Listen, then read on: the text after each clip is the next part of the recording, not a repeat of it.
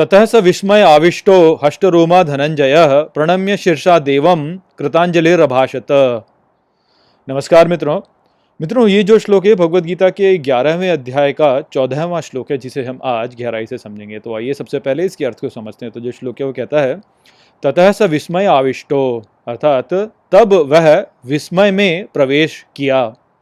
हष्टरोमा धनंजयः, अर्थात धनंजय के रोम हर्षित होने लगे। प्रणम्य शीर्षा देवम, अर्थात सर झुका के प्रणाम कर देव को।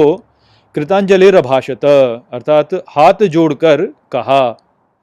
तो यहाँ पर इस श्लोक में अब संजय कहते हैं कि जब अर्जुन ने भगवान श्री कृष्ण के उस रूप को देखा, तो उस सर्वोच्च रूप को देख करके अर्जुन विस्मय से भर गए और उनके रोम हर्षित होने लगे, अर्थात उनके रोंगटे खड़े हो गए और सिर झुकाकर और हाथ जोड़कर उन्होंने भगवान को संबोधित किया। तो अर्जुन क्या बोलेंगे वो तो हम आगे के श्लोकों में देखते हैं। यहाँ पर जो हमको समझना है वह ये है कि भगवान श्री कृष्ण के विराट रूप को देखकर अर्जुन विस्मय से भर गए और उनके रोंगटे खड़े हो गए और उन्होंने तब भगवान श्री कृष्ण को नमन किया और हाथ जोड़कर उनसे कहा।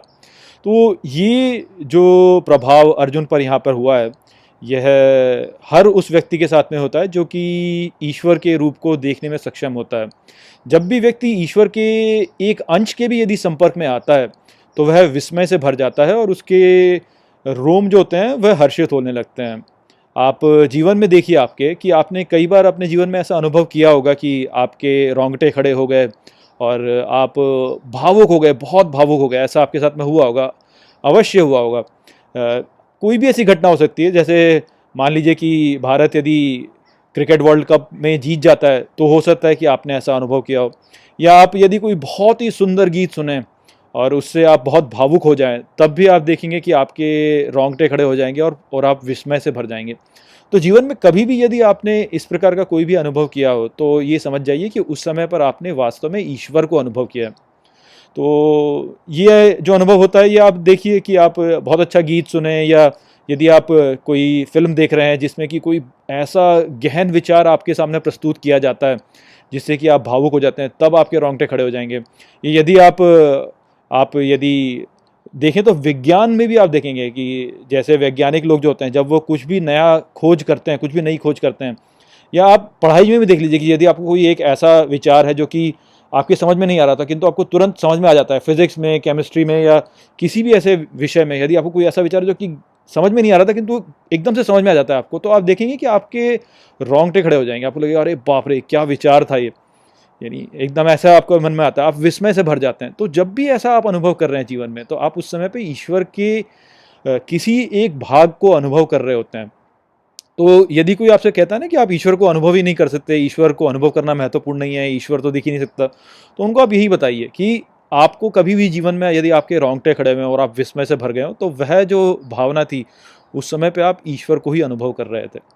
और ये जो होता है, ये वास्तव में क्यों होता है हमारे साथ में? ये वास्तव में इसलिए होता है क्योंकि जब हम अपने अहंकार से जुड़े रहते हैं और एक सामान्य जागृत अवस्था में ऐसे सामान्य जीवन जी रहे होते हैं, तो हमारा ईश्वर के प्रति जो जुड़ाव है वह जुड़ाव टूटा हुआ रहता है, वो जुड़ नहीं पाते हैं हम। क्यों? क्योंकि हम अपने अहंकार से जुड़े हुए हैं और एक द्वैत में हम जुड़े हुए हैं, तो माया में हम ग्रसित हैं उस समय पे। किंतु जब ऐसी भावना हमारे भीतर प्रवेश करती है, कोई विस्मयकारी भावना हमारे भीतर प्रवेश करती है, तो जो ईश्वर के साथ में हमारा संपर्क होता है वह जुड़ जाता है, और इस कारण से ये जो भावना होती है हमारे भीतर उत्पन्न होती है। तो इसीलिए तो बोला ना कि संगीत जो है वो ईश्वर को प्राप्त करने का द्वार है, क्योंकि संगीत के साथ में ऐसा बहुत होता है। आप कोई बहुत अच्छा संगीत यदि सुनेंगे तो आपके मन में एक ऐसा भावना उत्पन्न होगी। कुछ लोग ऐसे होते हैं जो कि नाच के झूमने लगते हैं और स्वयं को भुला देते हैं, वह भी ईश्वर को प्राप्त करने वाली ही बात होती है। और यदि उस गाने में कुछ ऐसा हो जो कि बहुत ही गहरा उसके अंदर संदेश हो, तो आप देखेंगे कि आप के रोंगटे खड़े हो जाएंगे। तो ये इसीलिए होता है क्योंकि आपका उस समय पर ईश्वर के साथ में संपर्क बन जाता है, और जब आप उस अवस्था से फिर बाहर आते हैं तो वह संपर्क पुनः आपका टूट जाता है। तो यदि कोई भी आपको ये कहे कि नहीं आप ईश्वर का अनुभव नहीं कर सकते, उनको ये बताइए आप कि जीवन में कभी ना कभी आपके रोंगटे खड़े हुए होंगे, आप विस्मय से भर गए होंगे।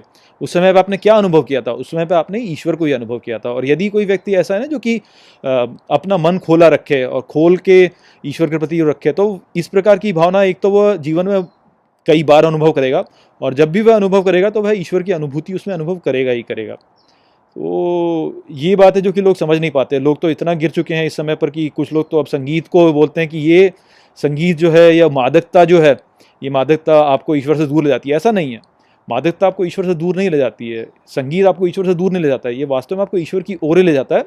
और समस्या ये होती है कि कई बार जो बहुत दुखी है या कोई व्यक्ति ऐसा जो कि क्रोध से भरा हुआ है, वह जब मादकता में जाता है तो कई बार वह अपना संतुलन खो देता है। किंतु यदि आपने अपने मन को शांत किया हुआ है, आपका मन यदि स्पष्ट है, और तब आप इस प्रकार की मादकता में जाते हैं, तो आप उस समय पर ईश्वर के साथ में संपर्क में आते हैं। इस बात को समझना चाहिए। और जब भी आपके जीवन में आपके रोंगटे खड़े हुए हैं और आप विस्मय से भरे हैं, तो आपका उस समय पे ईश्वर के साथ सीधा संपर्क जुड़ा है, आपने उस समय पे ईश्वर को अनुभव किया।